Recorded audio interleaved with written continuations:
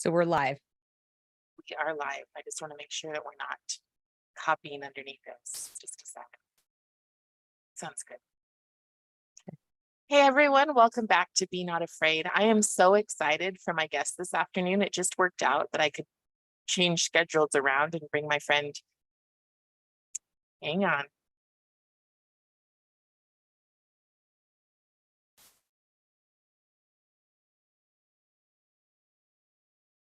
Now we should be at the right spot. Okay. All right, so I'm really excited to bring on Deb Fillman from The Reason We Learn. Deb is amazing, and she is how I learned a lot about what's going on in schools before I had any idea, when I was just a parent going through and thinking that everything was fine. And all of a sudden I stumbled across her and I started listening, and then I started drawing the parallels. And I know that a lot of you have done that with me. So she's like the godmother. So so welcome, Deb. Thank you. Thank you so much for having me. I'm so excited to be here. So just let's dive in. Just tell me how you got started in this whole Okay. So I did not set out to be a teacher. Like when I went to college, it was not really in my plan. I thought I wanted to be a museum curator or something. I majored in American studies. I was really interested in American history, American art, like art history, all this stuff.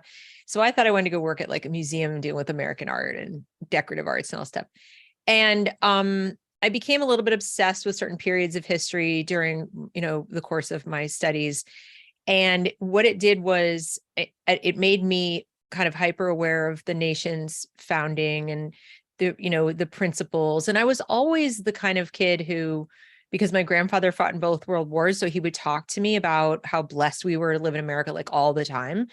So I grew up in a household where I had a high degree of appreciation for that.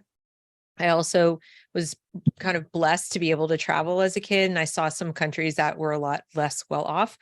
So it was, when I got to college, that just got solidified, you know what I mean? But the difference then was Reagan was president and people were doing things like burning him in effigy on the quad at campus. And, we're talking about the 80s, you guys, and there were still like fascist pig, blah, blah. So I think a lot of people think this just started, during, Trump's administration.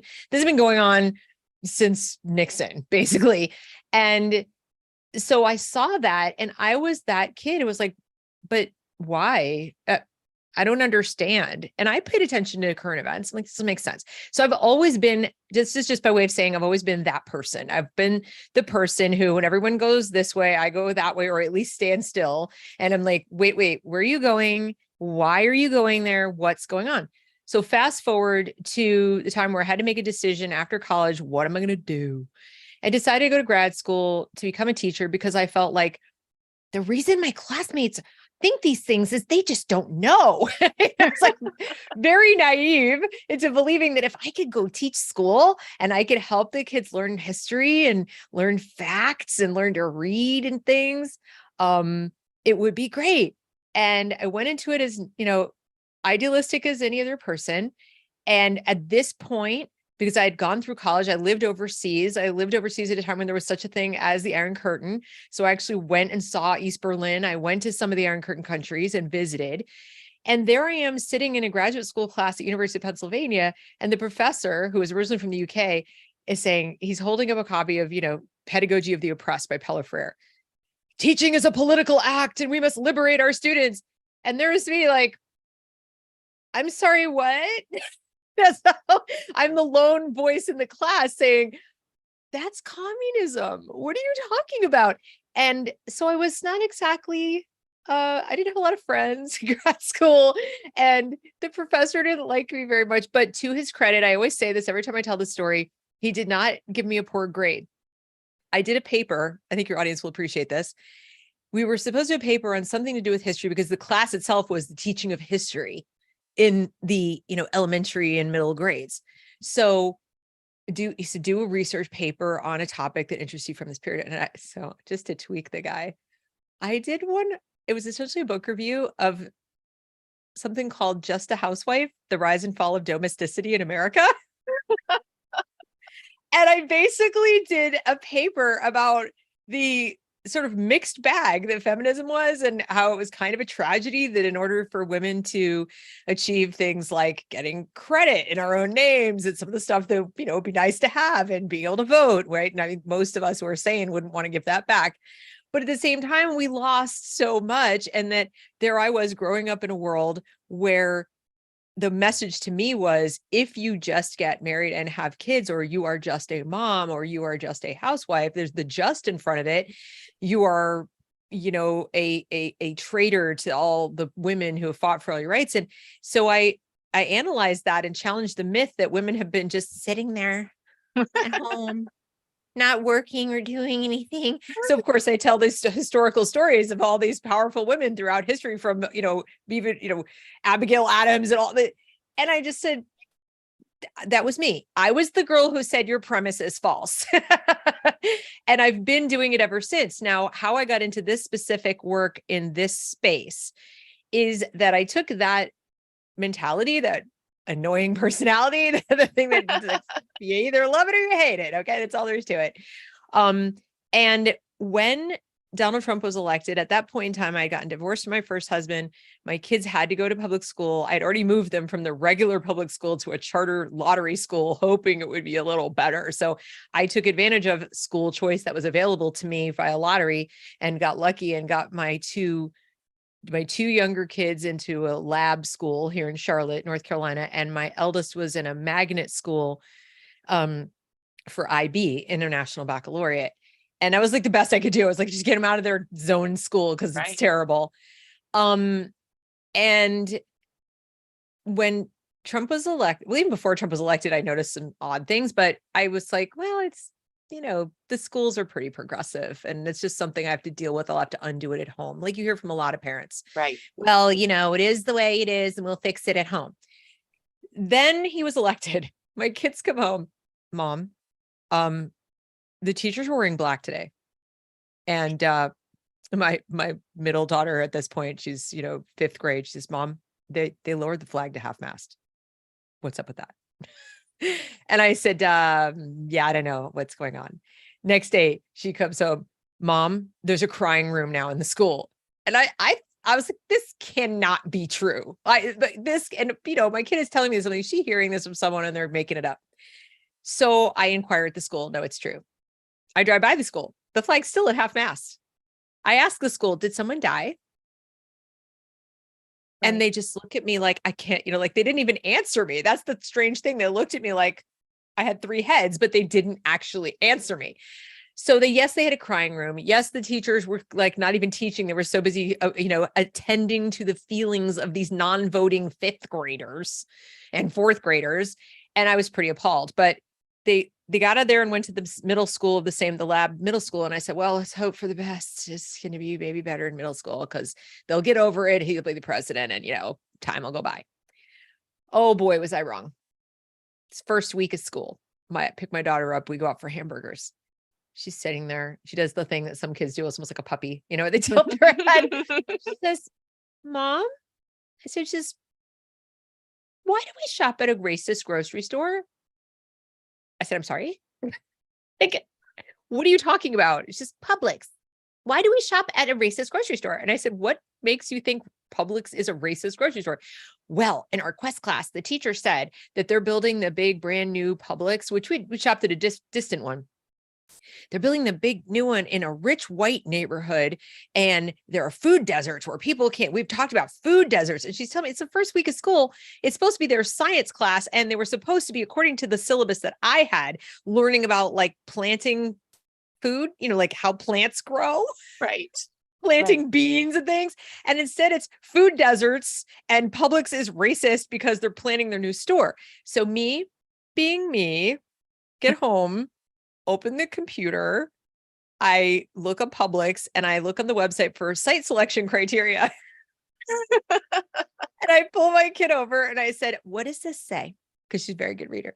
She says, it says that food deserts, they look to make sure they don't create food desert. I'm like, yeah, Imagine that. Now, this is some years ago, so I don't know if they still say that, but they Right. do have on their website site selection criteria. They talk about how they just choose to possess. So we're going through, I said, it said 3-mile radius. I then took I took the Google Maps online and I went to like a 3-mile thing. I showed her the little legend in the map, which is, of course, she had no idea what that was for because they don't teach geography.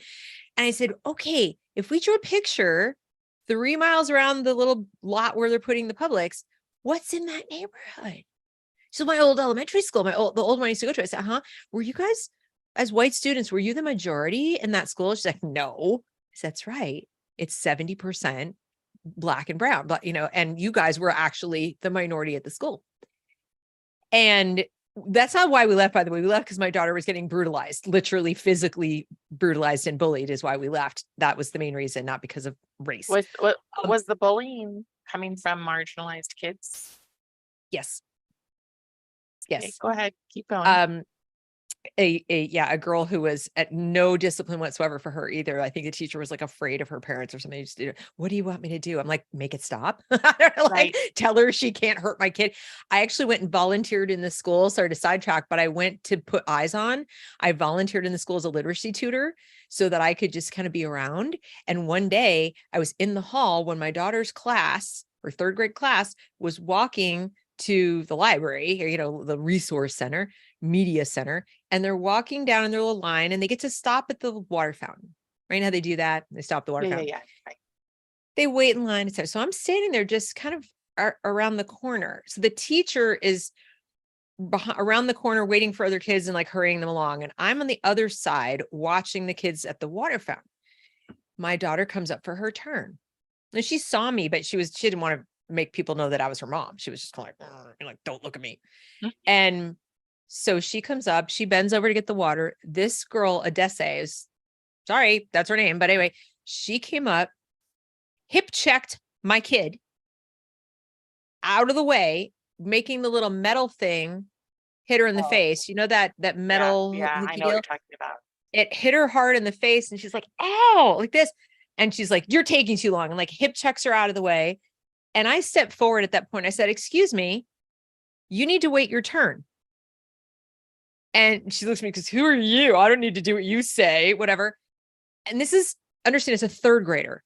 We're talking about 8-year-olds. So I then walked around to the teacher. Now she knew who I was. She knew I was Lily's mom. I go around the corner and I said, excuse me, Ms. Whatever. I said, there was just an altercation here. And you can see now from my daughter's lip, like you can see the mark and this happened. She's like, oh, thanks for letting me know. But you can see she was sort of just more interested in like, who else saw, did anybody else see, whatever.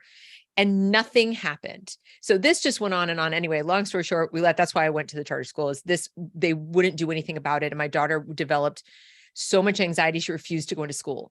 She was just refusing to go. So that was that. I hear this a lot. I hear a lot of times kids get bullied and they don't feel like they can say anything because they are told they're racist when they have a reaction back. And especially now as things are coming around with ethnic studies and different policies like DEI, you're hearing a lot of, well, these groups are protected classes, but this group is not.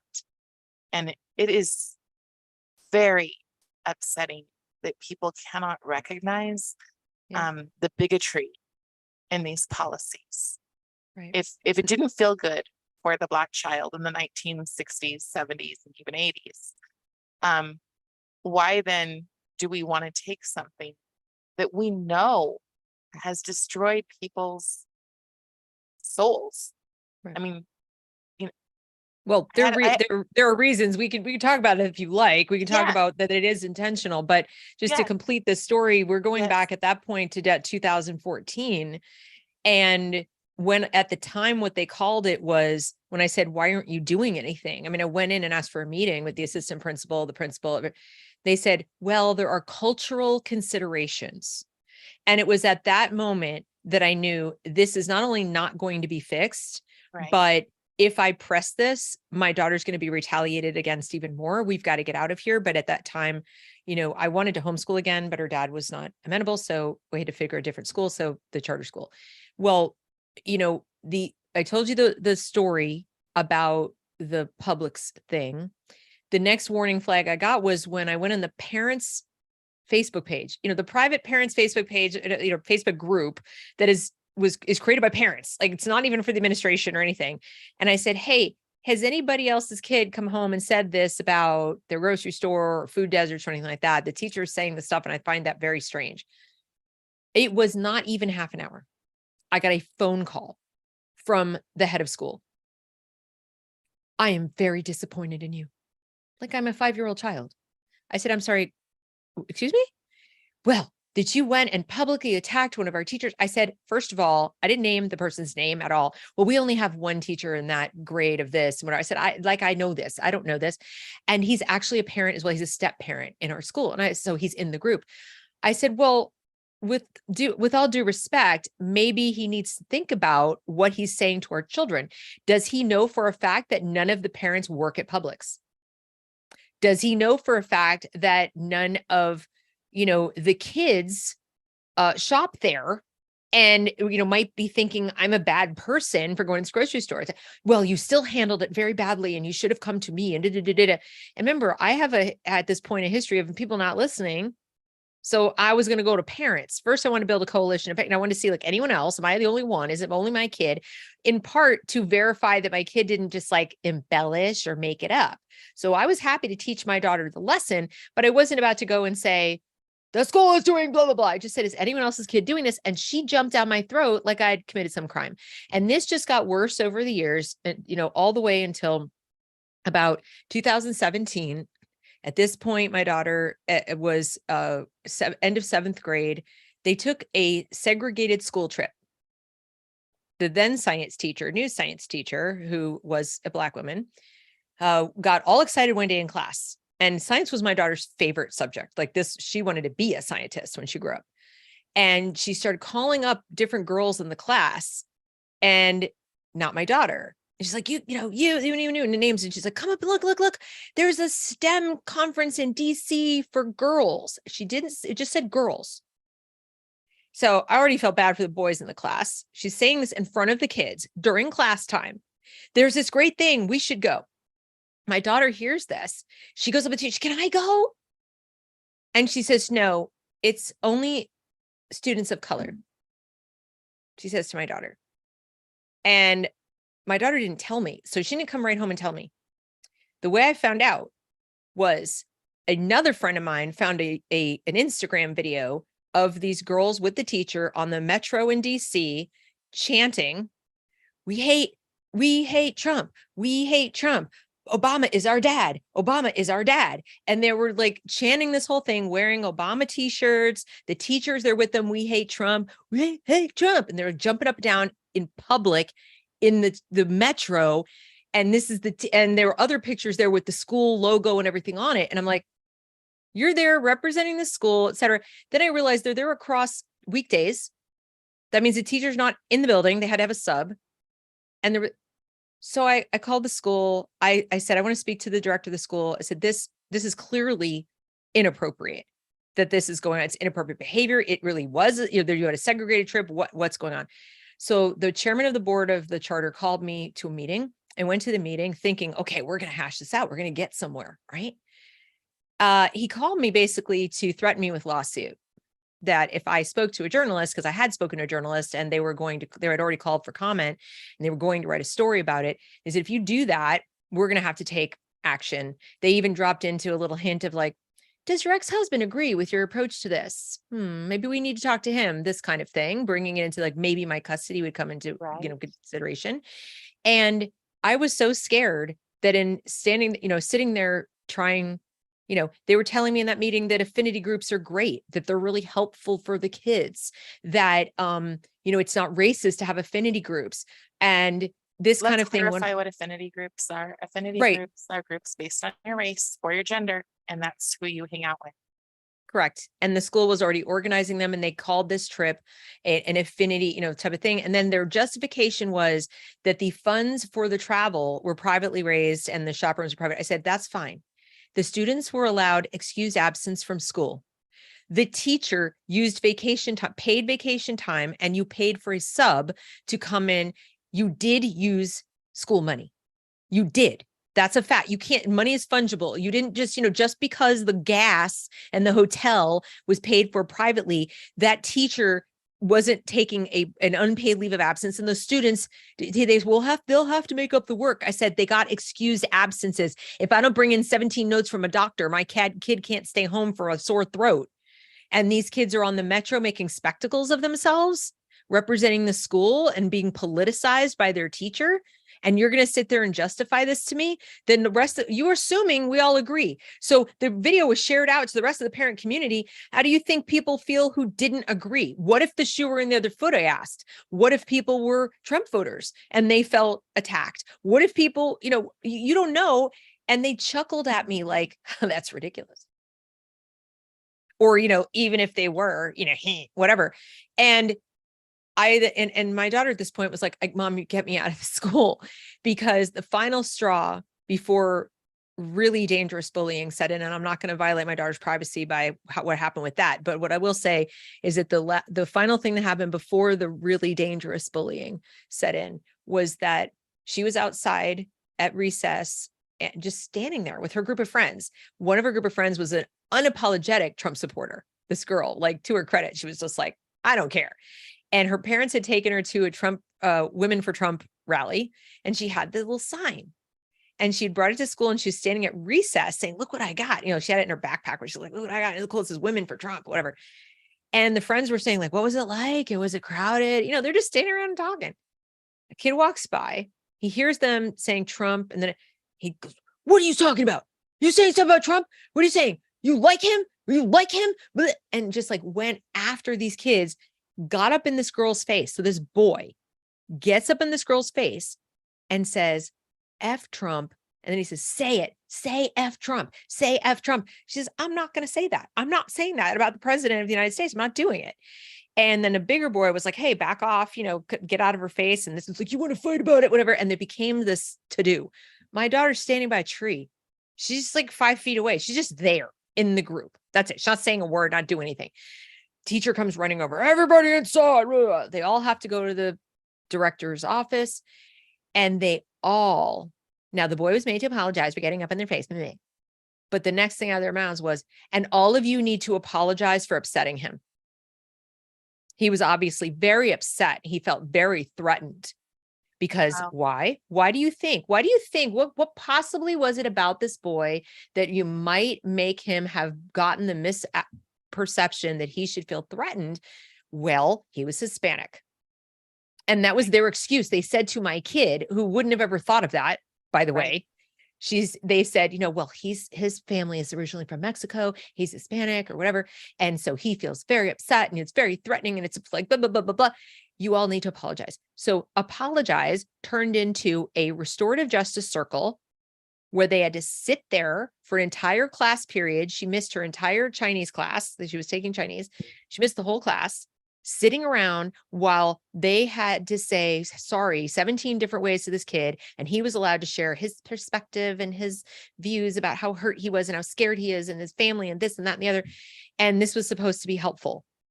My daughter walked out of that meeting just basically hating everyone. She just hated the school. Right. She hated the kid. She was, borderline. Like, I was worried she was going to start feeling bad about all Hispanic people. Like, it had the opposite reaction that it should have had, because instead of her saying, gosh, I can see his perspective, she's like, I missed Chinese class. Right. Damn it.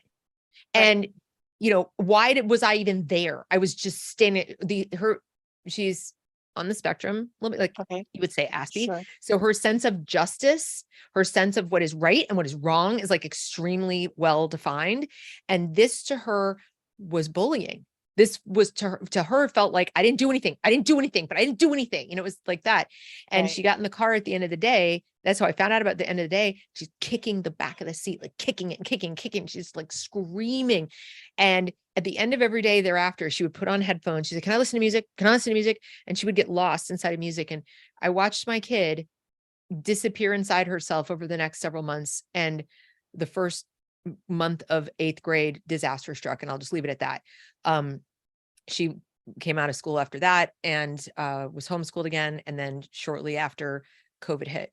And when COVID lockdowns came, then my youngest who hadn't had any like super adverse situations happen at school. She's a little more like go with the flow kind of kid, just like, I'm just going to like let it roll off my back, whatever. Wasn't happy, but wasn't like having anything miserable. They both came out and started homeschooling again, because at that point I could say to their dad, I'm like, they're already home. And so, like this, I'm gonna take over from here. But that activated me in a big way. So what happened to my daughter, what I witnessed, what I was, when they locked the schools down, even after that, I just said, we're done here. And I'm going to go and start a YouTube channel. And I had no idea if anyone would listen to me. I had no idea what would happen, but I felt like everything I tried locally, talking to people, hadn't worked. And I just said, maybe there'll be people on the other side of the country that need to hear this, who will listen. And if I can just reach more people.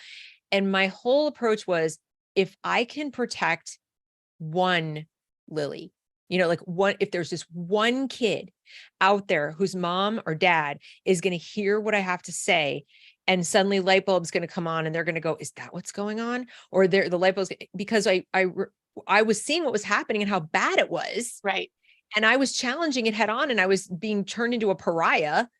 And I said, okay, I know what's going on, and they're demonizing me. Imagine being just an average parent, just working your day's job, just trying to get through life, trying to do best for your kids and make a living and pay your taxes. Right. And you don't have a master's in education, and you don't understand pedagogy, and you don't know who Paulo Freire is, and you don't know any of this stuff. You don't know the history of American education. You don't know what to look for and what is right and what is wrong, what your rights are. And finally, I just said, I have no choice. It was like inside my body going, go do something. Right. So I started the channel, and it was very, very slow. And, I had like 10 views, whatever. And I was fine. I just had to keep doing it. And then one day I woke up and I go on my channel and it says like 1,000 subscribers. And I went, I'm sorry, what? Like, what happened? And then I see in the comments, Carol sent me. It was like one woman who's since been banned from YouTube. I think she's out on Rumble somewhere. She discovered my channel, and it could, it could happen to you too. And it was just suddenly like all these people. Yeah. And then it began to grow. It began to grow. Well, it's interesting because like, I really do want to have that conversation about liberated education, but I also think it's very important because where you're at versus where I'm at out here in Utah, we're only starting to see. Our governor has just barely said that we're going to bring ethnic studies in. So we're at the very light phase of it. And what I keep telling people is this is what's coming, but you watched it. And I'm an emotional person. And when I think about the struggle sessions of the people that I've spoke to who've escaped communism, and then I think, my God, they're going to do that to our children. They are doing that. And that's the thing. So instead of going down that path, which maybe I'll have you on again sometime and we can talk about that, but instead of going down that path, I want to talk about how bad and the reason why. When we were kids, and I'm in my 40s, okay, so when I was a kid, race was a very small part of anything. There was one boy that I liked, and he was like, oh, she's cute and everything, but I like my bread white, not toasted. That, and because it was such a rare occurrence, I remember that, right? But overall, I had a sense of brotherly love. You knew that it was a person, like, right? You knew that it was like a few people or a group of people, but it wasn't like America. Yes. Yes. Yeah. So why? And how in the world are teachers who supposedly get into the profession because they love the kids, how are they okay with watching kids separate like this? We do know it's intentional. Well, it's intentional at the very high level. Okay. So in the education, the teacher education world, the so-called research and pedagogy side of things, that was captured over 100 years ago. John Dewey was, all these things, they wanted to bring about this kind of Marxist thing. And I don't think Dewey necessarily wanted Marxism, but he definitely was a classist, and they were eugenicists, and all these people came together that had similar interests of wanting to, control the masses. Right. So label that however you like, with whatever philosophy you want to label it. They were not the kind of quilted patchwork, melting pot, Horatio Alger story of rising from poverty. They didn't want that. John D. Rockefeller didn't want that. They didn't want a nation of thinkers. They want a nation of workers. Right. So they had, think about it, at the end of the 19th century, you had immigrants coming from all over the world. And in particular, they were no longer coming from Northern Europe, right? They were coming from Eastern Europe and Southern Europe, and they were coming from, Asia, and they were coming from the South. After trying to get away from Jim Crow, free blacks were coming to the North and trying to find industrial jobs in the Industrial Revolution. So suddenly demographics were shifting dramatically away from the sort of majority white Anglo-Saxon Protestant, blah, blah, blah, to more Catholics, more of every kind of person, Ellis Island, right? Right. And there were a few people in positions of power, very high power, who said, oh no, And so in that respect, what makes fighting this so hard is there's an element of truth to the notion that systems were designed and put in place specifically to hold down and keep down people who were minorities. But remember, there were people who were minorities who were white, like Irish, Catholics, Jews, Asians, Chinese, Vietnamese, Italians. Okay, so these people, you wouldn't call them brown, you wouldn't call them black, but they were the Catholics. I mean, Justice Hugo Black was the one who came up with the hard separation of church and state because he was petrified of what he called the papists. He thought that they'd be loyal to Rome. They had xenophobia is at the absolute heart of American public education. So the idea was, we will assimilate them all. We will socialize them all to the social standards we want them to have to be perfectly content with their little lives. And it sounds familiar, doesn't it? WEF, UNESCO now. Well, that project has been ongoing. That project never stopped. All that happened, all that changed was the rhetoric around why they were doing it. So they just flip-flopped from, we got to keep these people down and being sort of honest about it, to this will liberate them. And it's the inverse. And they have to do that, because if they were honest about what they really mean to do, which is just have a permanent underclass of, lowly workers to do their bidding, people would rise up and say, hell no, you're not doing that to my kid. And they also know and knew then, if they deprived us of what they called a liberal education, meaning all the skills that our founders had, then we wouldn't be able to conceptualize who were our real oppressors. We wouldn't even realize it. We wouldn't be able to understand that they were violating our rights, because we wouldn't know what they are. And does that sound familiar? That's kind of where we are. And people have asked me, but why did it take so long? Well, this is my opinion. I don't know for sure, but my opinion is that because we're a nation of immigrants, we have had a steady flow since they tried this. They started this, so 1890 something, and they've been steadily trying to do it. We've always had flows of people from oppressed countries, way more oppressed than we are, flowing in with the fire of liberty, like, I don't want to live in a socialist world and I'm fleeing Marxism. And they come in and they see it and they're like, no, it's like, so that coupled with they're telling their kids at home, freedom, freedom, freedom, you can be anything, you go strive, you do your thing, right? And then the evidence that it works, because the next generation was better off in many cases, not all, but in many cases, and they saw that it could happen. So they couldn't, they were confounded. How do we deal with this? Like, there's coming in, we want them to come in because we want the votes, but then they get, so the problem, as James Lindsay describes it, was one of cultural reproduction. And the Marxists then around the 60s-ish, were really actively discussing, like, how do we deal with this problem of cultural reproduction? These parents, as long as they have a say in the private dealings and the private lives of their kids, what's going on, and the more hours that they have. So they gradually, before the 60s, they gradually had increased the school day.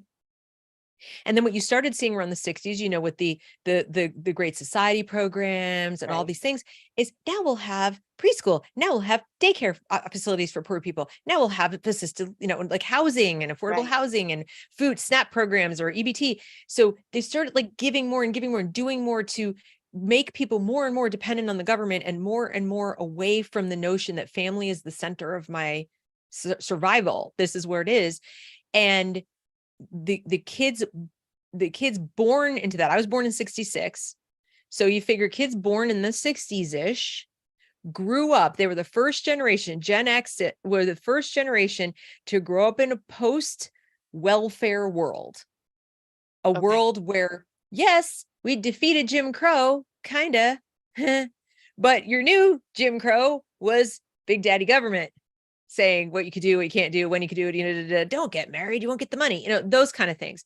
So, what I think they've done is they've gotten in the way of cultural reproduction, to where now those of us who are trying to reproduce Western Enlightenment culture with our children are up against it. And the project that the schools are working on is that Marxist one of doing away with Western Enlightenment culture, replacing it with who knows what yet, this global blah, blah, blah.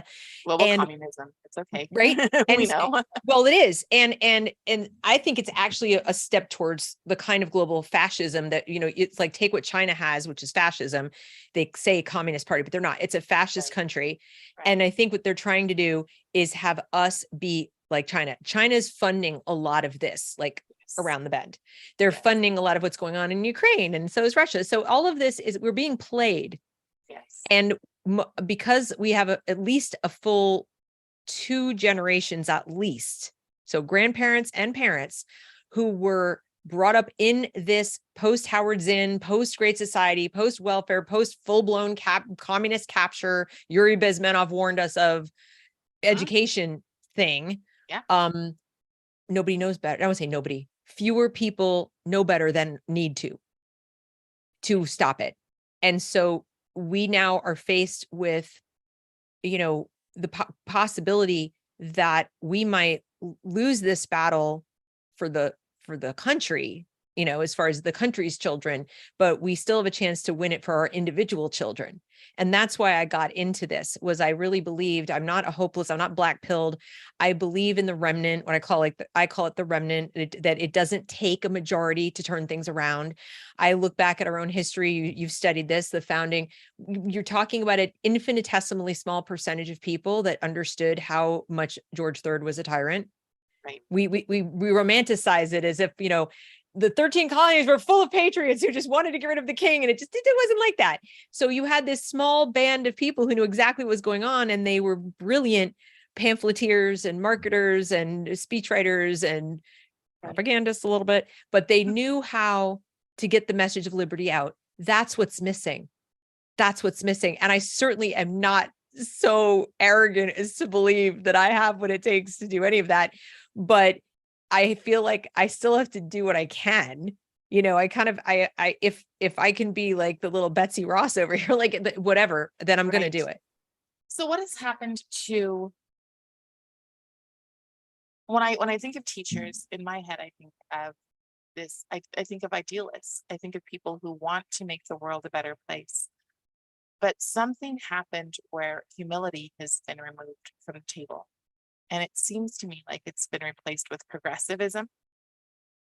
And is that what's going on in our schools, is kind of a progressive overtaking? I don't know that I would call it progressive, because it's actually regressive. Yes.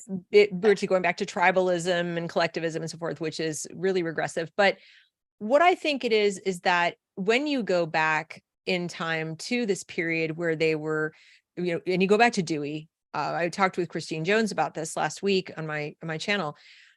They made a concerted effort to move away from what they called cognitive education, knowledge-based learning, where you're taught, facts and history, and you read literature and things. And the focus is on gaining knowledge and improving cognition and cognitive ability and critical thinking and things like that, towards what they call affective learning. The behaviorists came in on the scene, and the behaviorists believe that human beings are really not much more than the sum total of their experiences and their reactions to their experiences. And that if you wanted a society to behave itself, in other words, if you wanted people to behave correctly and make right choices, and everybody's getting along, whatever it was whatever you want, the behaviorist notion was you need to expose them to the proper stressors or the proper experiences, and then stimulate certain adverse reactions, like dog training, adverse reactions, or positive reinforcement, but adverse reactions work better. We work harder to avoid pain, believe it or not. And that lasts longer. So in other words, if you change a behavior or an attitude in order to avoid a shock, for example, like a dog or whatever, in order to avoid, it will, it can permanently change. And we've seen that with people with PTSD. We've seen this with people who've been victims of abuse, that lasts so long, they can't trust people. That lasts so long that they assume, they overgeneralize. They develop what the the behavioral therapists call cognitive distortion, where they don't perceive reality accurately. They anticipate a reality that isn't there. You're hurting me. You're scaring me. You're going to attack me, whatever. But when people are that way, or even animals are that way, they're incredibly malleable, because all you need to do is trigger them. All you need to do is expose them to whatever the trigger is that gets them to behave the way you want them to behave. And in this case, of course, would be an activist for the Well, things in they this want. case, I'm going back to your story of all of those kids having to sit there and apologize to that kid. That's right. That is the same kind of thing. You are using mob mentality. You're Right. using a mob to go against and to say, if you don't do what we say, we're going to shame you. And that's a struggle session. It's a And that struggle is for exactly the children. nature, exactly for children. And they'll tell you this is how they're going to be less racist. This is how they're going to learn and be aware. But that is a very adult, and not even adult, it's an extraordinarily mature, emotionally mature adult thing that might happen in a scenario that is chosen. In other words, the adult says, I want to learn more about your culture. So I'm going to come and sit with you and ask you questions. And oh, wow, I never knew that. Thank you for sharing that I shouldn't make these comments. But that's a chosen thing. It can't be foisted on you. Otherwise, now it's adverse reaction, avoidance cycle, cognitive distortion. It's abuse. Did you hear about the principal who killed himself because he had to do it? Yeah. Yes. Yes. And people are like, why did you cannot, until you've been through it yourself. And I, unfortunately, have in my life been on the receiving end of narcissistic abuse, which is basically what it is. Any kind of cluster B abuse where somebody gaslights you and lies to you and puts you in a position where you have to just like defend yourself constantly. That is abusive. And we know it's abusive. If a parent did it to a child, we'd instantly know it's abusive. But when teachers are doing it, it seems okay. So this affective style replace the cognitive style at the teacher education level. So what happens is now that the whole pipeline of teachers going back to, the 60s and 70s went through that sort of Columbia Teachers College, UPenn, the thing, even the one that I went through had some of this. I just am me. So I was like, what the fuck, it didn't register. Yeah. But when they come out the other side, it's as much a function of what they're missing in terms of knowledge about children, like how children actually develop cognitively and emotionally. It's what they're missing about American history. It's what they're missing about what is and isn't actually good and kind and nice. In other words, things, they use linguistic tricks to make things sound nice. If we talk about race and we see race, then it will fight racism. We'll be aware, and being aware is what prevents racism. Well, that's a false premise, but nobody ever taught them to question the authorities in charge. So the whole school was arranged around, you get a good grade if you do what you're told. You get a good grade if you repeat back what the teacher said. You get a good grade if you agree. If everyone in the classroom is like nodding and going along, you get a good grade. So what our schools were designed to do is force compliance here, not just physically here. Right. So where you could have the most well-meaning, do you think the people in Nazi Germany were not well-meaning? They genuinely believed they were cleaning up Germany for Germans. They were saving. He was the original anti-racist. And by the way, studied Dewey, studied the American progressives in depth, right? And modeled his government schools, even though we got ours from Prussia, and then they went right back over to Germany. And this is brilliant, he's thinking. Margaret Sanger is a genius, the eugenicist and racist that she was. So we have, what is ironic to me is when you hear so-called anti-racists talk about, we need to teach a true history. We need to teach about the true racist history of America. I'm like, you're missing big chunks, big chunks. And that's why I say it's a truth married to a lie. The systemic racism is in the schools. It was put there to start with to keep people down. And now they've turned inside out the alleged that we were getting too good. Okay. We were getting way too good at getting along with each other. We had a black president. Right. Okay. Well, that can't stand. We got to get busy dividing and conquering again. So what do? Yeah. Everything you see. Yeah. Yeah, that's the whole thing. In terms of the abuse and the teacher, and we think it's okay in the classroom, our entire country, half of our country has been abused for Yes. 3 years. Just Yes. straight out abuse. You're being lied to, and you're supposed to go, okay, yeah, absolutely, that makes sense. Everything that I've ever known about science and biology is out the window because you said it should be out the window. As adults, that is heavy to handle. It is heavy Yes. to wake up every day and know you have to live a lie. So I thought that was interesting what you said about Nazism, because that's what I was thinking the other day, is that if you've ever wondered how Nazis were created, we're watching it. When you Yes. stop having the courage to do what is right because That's right. it's easier to not, or because it's more comfortable to not, that's how these German people who were friends and neighbors with Jewish people could turn on them. Jewish people, Roma people, gay Even Black people, people, yeah, Jehovah's Witnesses, yeah, Mormons. I mean, yeah, they were all targeted. So, yeah, the Jews were, special, had special targeting. And there were more of them, of course. They pretty much wiped them out in Europe and in Eastern right. Europe in particular. But yeah, it can happen anywhere. If you go read the Milgram studies from Yale from, I think it's the 60s, they demonstrated how any person right off the street could be made to do horrible, horrible things with just a few tricks of the linguistic trade. It's called neurolinguistic programming. And what is really tragic is that people don't really understand what it is. And the people who do understand what it is are now using it on our children. And what's worse, they're now bragging about it. They're talking about how great it is because they're saying they'll learn faster. Yeah, but what? What are the lessons they're going to learn faster? Now, I want to mention this. I think it's very important for your audience in particular.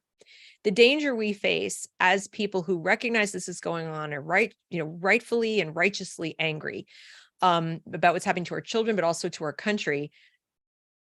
What happens to some people who've been abused for too long? What do they become? The abusers themselves. Correct. So the big fear I have right now is backlash. Remember, Germany also didn't happen in a vacuum in the sense that people just, it wasn't, there were communists and fascists fighting each other, just like now. Right. The communists had way more power. The communists, just like now, were dominant, really, really dominant after World War I because of the Russian Revolution. Right.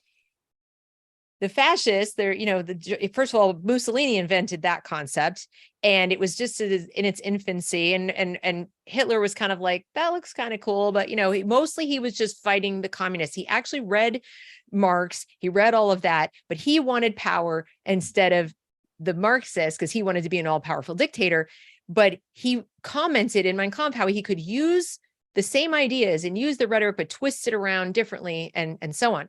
But essentially at their core, they're the same. They're collectivists. So he just wanted to have the illusion, like the government tells you what to do, but an illusion of private ownership because he still wanted an elite, whereas the communists don't.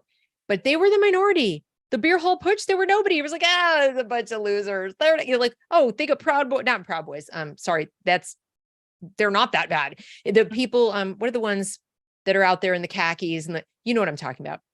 Some of these other like truly far right groups, Yeah, yeah, I know what you're talking about. neo-Nazis. The ones with the And candle.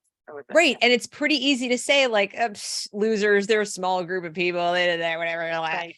But the reality is that when enough good people like you and I, whatever, get pissed off enough and feel abused long enough and can't feed our families or can't put gas in the car or can't heat our homes and feel that we're just getting kicked in the teeth over and over and over, the likelihood of those groups gaining followers or new groups sprouting up to go just open fight in the streets.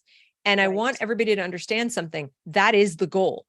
That is what our alleged betters and superiors and elite and all these people, that's what they want. The reaction is the action. So when I tell people you need to get your kids out of the school and you need to homeschool or you need to do it on your own, you need to form a little community amongst yourselves, make a micro school, do whatever you can, just start living life like the old America and ignore them. Like, I mean, I know it's hard to do because costs are what they are, things are what they are, but establish cottage industries, plant your own vegetables. when I say these things, it is because you are only as free as you make up your mind to be in a scenario like this. It's as polarized. If you give in to the polarizing fight and you decide to pick a side and you think, well, my side's going to beat their side and we're going to do this, nobody wins. You become the authoritarians that you're fighting. Nobody I always wins. You say become the very exactly what monster. you were fighting. And we've seen that. We've seen so many people who have really good ideas in certain areas, and you find them and you're like, oh, that's great. Thank you. I'm going to hold on to that. And then it's like, you must follow me. And if you don't follow me, you're terrible. And you're just like, that's not the way it works. That's right. Because we're human and yeah. And that's the thing is we're taking away from our kids. We're taking away the human experience. We're taking away this child, Shaniqua, getting to know Cheryl, because we have an idea that we have said that this is all that Cheryl is. This is all that Shaniqua is. Or this is all a leftist is, and this is all a rightist is, when we have to stop listening to that garbage. We're very similar in that. So yeah. And the process, if your audience is wondering, well, but how does it work? Like, how do people get there? Understand that the kind of thinking process that it requires to look at a message like, well, white people have oppressed Black people for ages, and therefore there's something about white people that oppresses Black people. And if we need to teach white people not to be oppressive, the person who takes that in or reads it and says, yeah, makes sense. And I'm going to run with that. I'm going to read White Fragility and I'm going to take it seriously. I'm going to listen to Ibram Kendi and I'm going to take it seriously. That is a person who had their brain tied behind their back. Like at somewhere along the line in their education, they were probably a really good student. They probably were a really, really good student, like straight A's. These are not the dumb people, okay, or like the people who failed in school. In fact, oftentimes the kids who didn't do so well in school are the ones that go, what? Because why didn't they do well? They didn't do well because they were, oppositional a little bit to authority. But the people who were just like, the authority said so, trust the science, right? They hear it and they don't think what we call, second order or third order thinking. The message comes in from a person in authority, white lab coat, PhD, etc. And, the culture has taught me that I am to revere this, and that must be true. So you cannot conceptualize. Ayn Rand wrote a brilliant essay in 1970 called The Comprachicos, which was something Victor Hugo wrote about. And she goes through our schooling system, starting with what she called nursery school, we call preschool now, and goes through how at each level of schooling, the progressive version, and she calls it that, the progressive nursery school, the progressive elementary school, she explains in detail how they assault the child's brain so that by the time they get to college, it's not a matter of they're forming the wrong concepts or they're, like misunderstanding. They're not able to conceptualize at all. It is a kind of arrested development and mental retardation. And I say that it's not the biological kind. Your brain has a capacity for reason that is unmatched on planet Earth, but it must be trained. It must be taught, like your muscles. You have great muscles. You could be a bodybuilder and lift weights, but if you don't train, you're going to be flabby. It's the same thing. So if you don't train your brain to think actively, it'll get stuck in whatever you're able to think at like third grade or second grade or elementary school. You just develop a slightly bigger vocabulary, the ability to decode words, but you can't use the words to analyze or think or question or do the work in your brain that needs to happen for you to take in an Ibram Kendi and say, dude, that makes no sense. You are literally saying that discrimination ends discrimination. And that is what he's saying. Distilled, that is what he's saying. And people who can do that second level of thinking hear it and say, did everyone else hear that? Am I crazy? Like the emperor's naked. Right. That makes sense. He just said 2 + 2 = 5. Is anyone else noticing this but me? So the difference between people who were taught to use their minds or taught themselves, because you can teach yourself, it has happened, and the people who just did their NPC. I mean, NPC is a good description. They seem smart. They have A grades. They graduated college. They have high-level jobs, but their thinking is very shallow. And there's also an arrogance about it that is almost aggressive.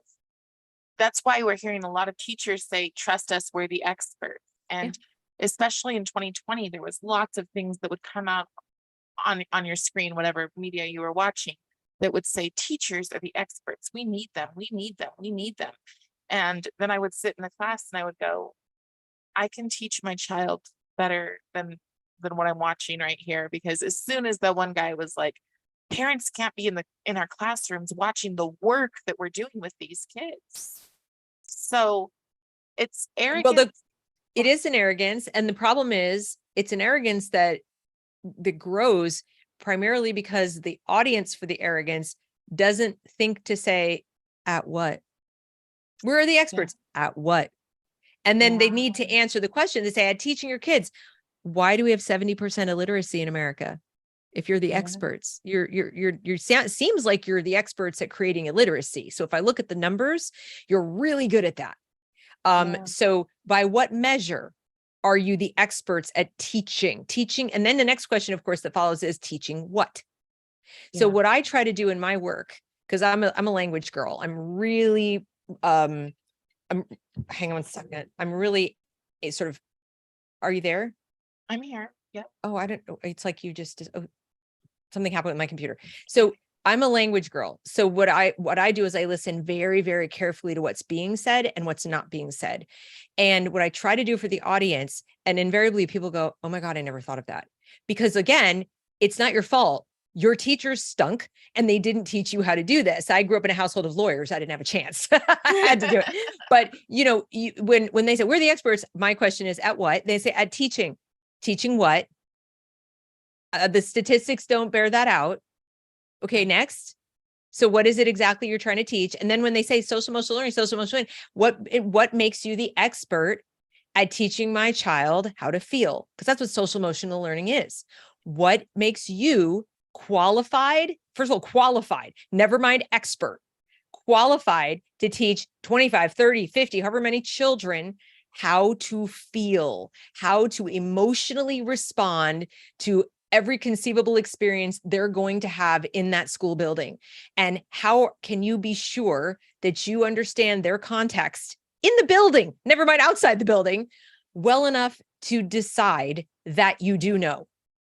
The hubris involved in proclaiming that you can teach top-down social emotional learning is beyond the pale. Parents don't do that. Parents of their own children, think about your own kids. You don't sit there and say like, I have full confidence that I can teach my son to react appropriately in every conceivable situation in advance of it ever happening. We can have a lesson today where I'm going to teach him how to think and feel about all the possible things that could happen, and he'll be prepared to go out there and react. No parent alive would say that. In fact, that's what makes parenting hard. What makes parenting hard is we have to walk that fine line between protecting our children and letting them fall down and get back up, because that's where grit comes from. It doesn't come from a lesson plan. And when it comes to the golden rule, we know the best we can do is tell them what it is and model it, like demonstrate that this is what it looks like. This is what it looks like. But you don't say this is what it looks like. You just say please and thank you and hold the door open for people and behave. You don't lie and so forth. And the kids are watching and the kids are watching. And that's basically the best we can do. And then when they mess up, which they will, then individually, because I have 3 kids, they each acted very different in the same situation. Individually, you pull the child aside and you don't embarrass them and shame them and tell them what a horrible person you are. That's abuse. You pull them aside and you say, okay, what just happened? Why did you respond the way you did? Because maybe you're missing some context. Maybe they hit the kid because the kid hit them first. Maybe they hit the kid because, whatever. Maybe they had no reason, but you got to start with what happened here. Now, are they doing that in school? No. They're proactively going out saying, don't do this and do this and do that. And here's how you should act. And here's how you should think. And here's how you should feel. And by the way, how do you feel today? How do you feel today? How do you feel today? How do you feel today? And if you wondering, why are they so arrogant? Where the 20 somethings, where did this arrogance come from? Where did this irrational self-absorption come from that is more like a toddler? It's it's not even an adolescent. It's like a 3-year-old who grew up and developed a vocabulary. And where did that come from? Well, it came from the self-esteem movement, the anti-bullying campaigns, all the things that were really the precursors of SEL that said, we, the experts, can do better than parents. We can do better than any human who's ever lived and raised a child. And we can proactively make perfect people. Yeah. That's what we can do. And then the world would be a better place. And it sounded so good. And teachers who wanted to make the world a better place said, yes, let's do it. And how I know that so many of them don't have children of their own is that's my litmus test. How on board are you with SEL? Because if you're like singing its praises is the best thing ever, I'm like, you don't have any kids, do you? Okay. Right. Because you would understand the kids can be, and it doesn't make them evil or bad or oppositionally defiant or, OCD or anxiety ridden or suicidal or any of these things. It makes them children. Right. With immature emotions. Getting involved are not interested in children anymore. It's almost like they hate them. And a part of it is sadomasochistic. I think there's a big component of that, yes. Which is especially, this is the thing. I've heard people say, well, they can only learn from a teacher who looks like them. Even in Utah, there is one school that is for Black children with Black teachers. And those okay, now this is controversial. The statement they can only learn from people who look like them is obviously ridiculous. Okay, it's obviously false. If you were to ask me, Deb, be honest, do you think there can be some benefit to a child to be in a school where the majority of people, are similar to them, look like them, have a similar life story or whatever, that they might feel a little more comfortable instantly? And I would be lying if I said that's not probably true. And I say that just thinking of myself. I mean, let's be honest. Okay.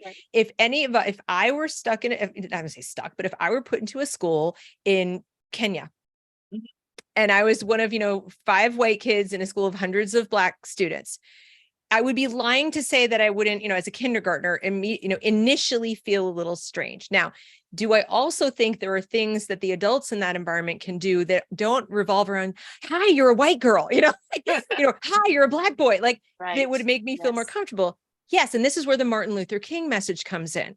So, the truth of the matter is it's anthropological. We tend to gravitate towards our own. It's a survival skill. Okay. For going back millennia. So the way we overcome that has been, or always was, that we treat everyone equally. We treat people equally. It's not that you don't see race. Come on, you're not blind. Right.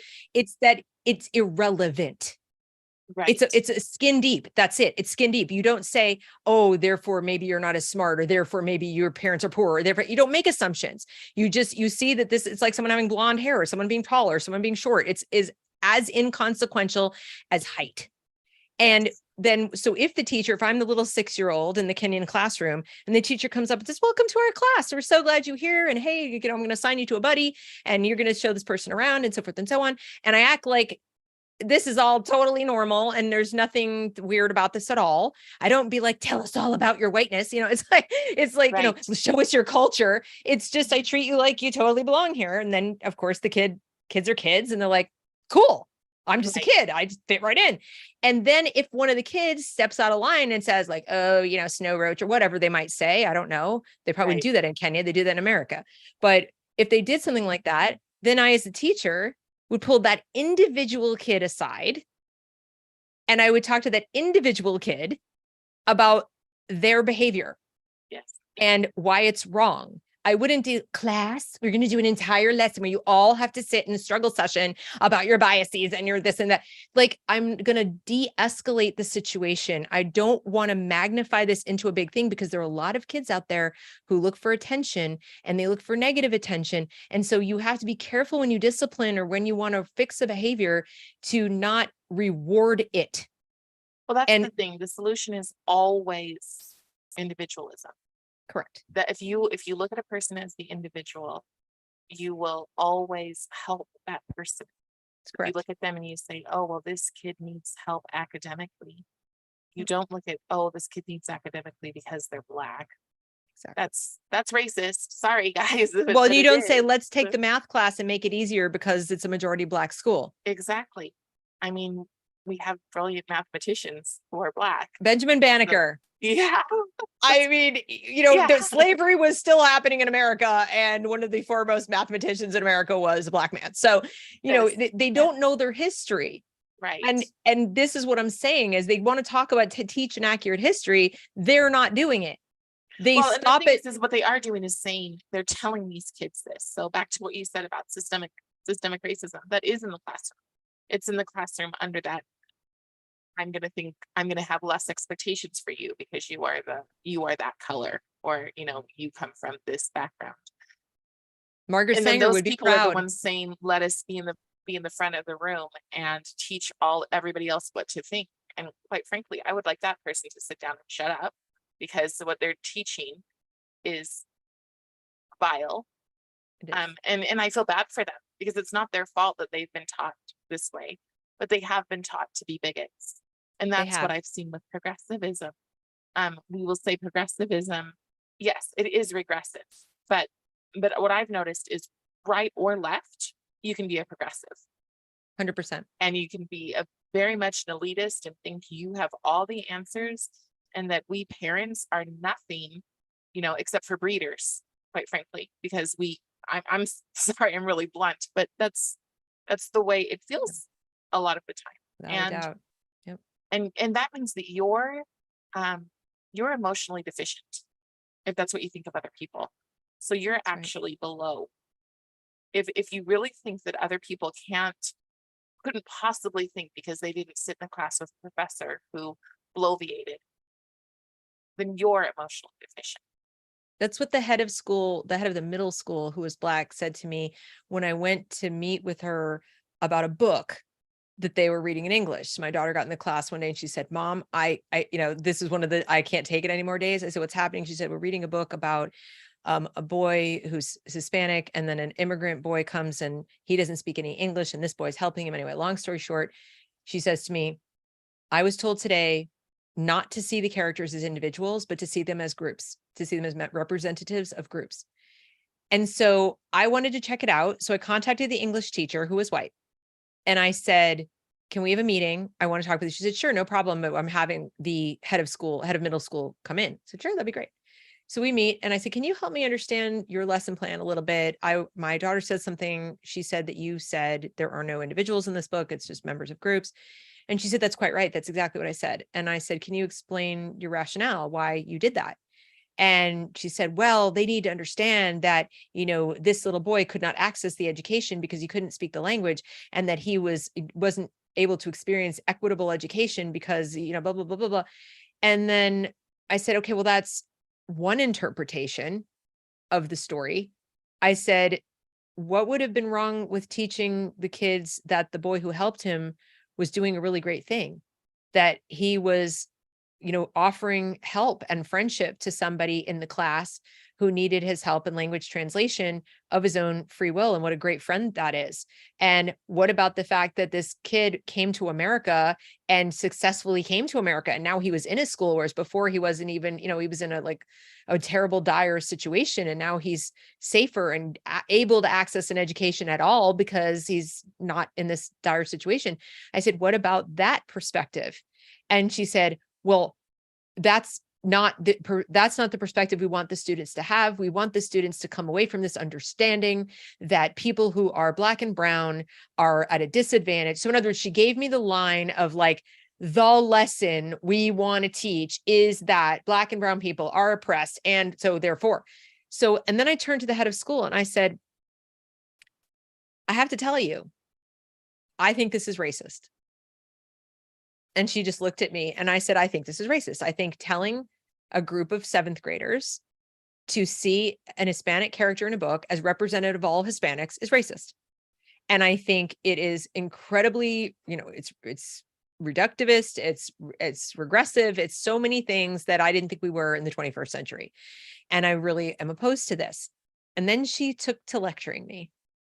And she said, well, that would be easy for you to say as somebody who's from, and she starts going into my whiteness and whatever. And then she said, I went to college where there was only one professor who looked like me. I had to go to only this one professor for counsel and mentorship and everything because nobody else was Black and nobody else looked like me. And I looked at her and I said, I feel sorry for you. And she was like, and she said, what? And I said, think of how many wonderful professors and mentors you might have missed out on because you judged them by the color of their skin. Yep. That's exactly what I was thinking. And she's just like, but I felt uncomfortable. I said, that's a you problem. Yep. That's a you problem. And I literally said to her, I said, what if I were in your shoes and I said the exact same thing to you, that I didn't feel comfortable going to any of the Black professors because they didn't look like me. And woe is me that I could only go to one professor because only one person was white in the whole school. That's different. How is it different? Please explain. So this was a contentious conversation, and I had several of them before I left. So you have to understand, I had to go on YouTube because locally I can't get a job. I can maybe work at Walmart, maybe, I don't know. But no, for real. Like I can't get a job in anything related to education at all in probably a couple 100 miles. I can't, there's so many things I can't even begin to do because my reputation precedes me as a person who asks a lot of questions and doesn't accept things at face value. And as I told you at the outset of this interview, I've been this way since I was a kid. So I don't know that I could change if I tried. For all I know, this is neurological for me too. I don't know.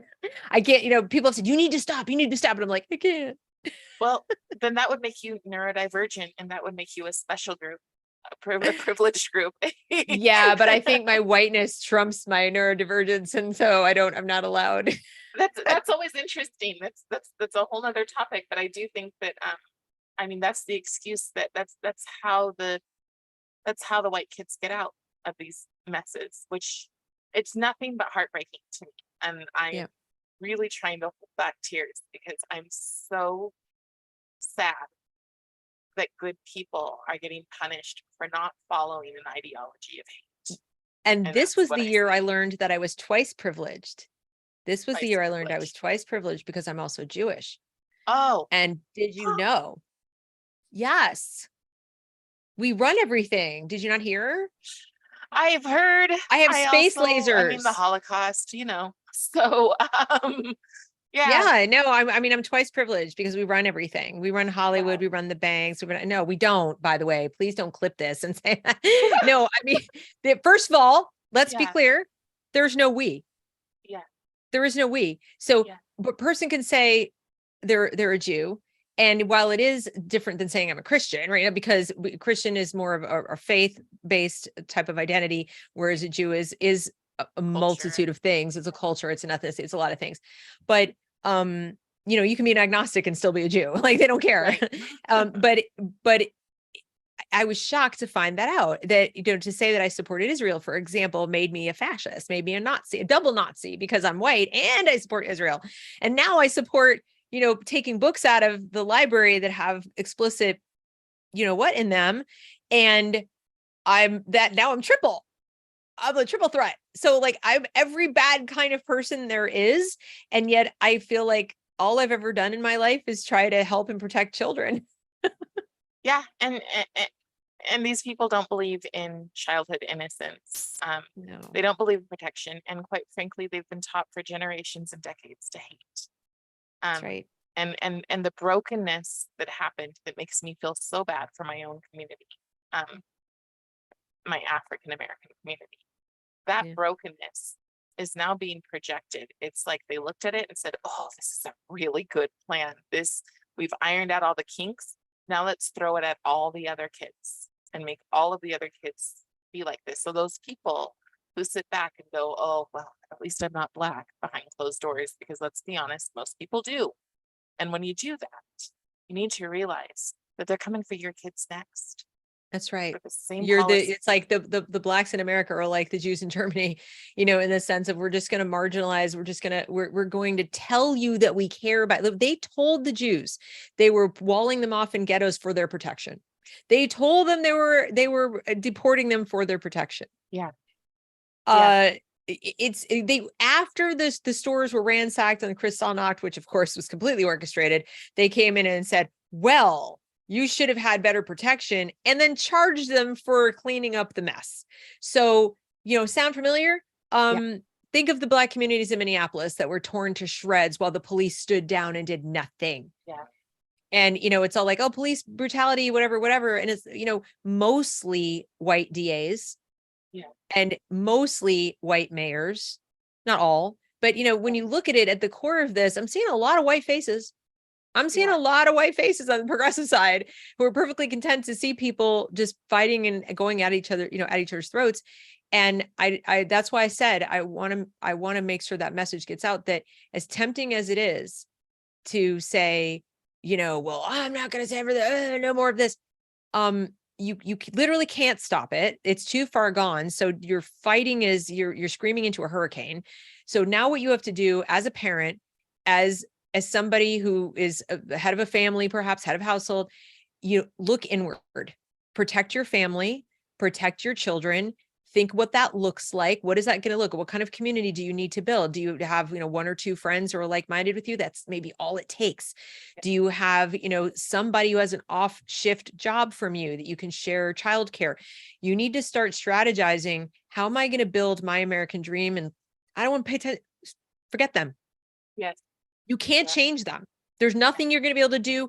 With the hope that I have is if enough of us do what I'm describing and just say, I'm going to be like District 12 and just go like have my, you know what I'm talking about, Hunger Games. Yeah. And we're just going to have our little black market stuff over here. We're just going to do our thing. We're going to like live over here and forget the Capitol, whatever.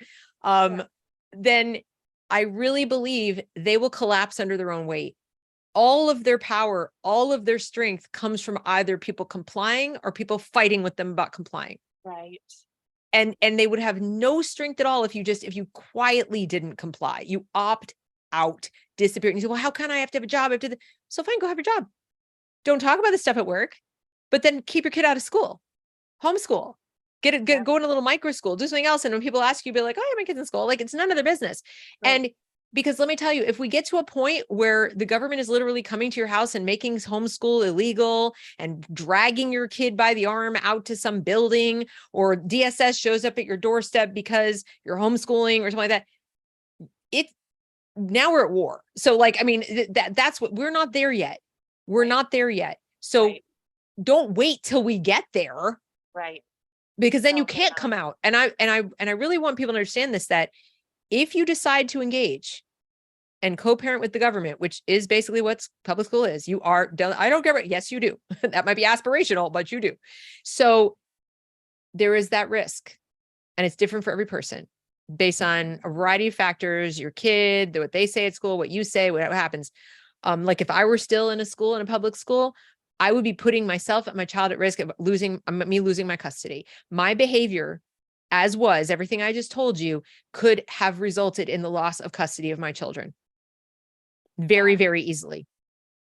Well, and we're not living in fair or just times right now. No. So it's best to do get you out, want to take that risk? It's also best to share the knowledge that we have, like you do, like I do, because that helps other people feel like they're not alone. You're not.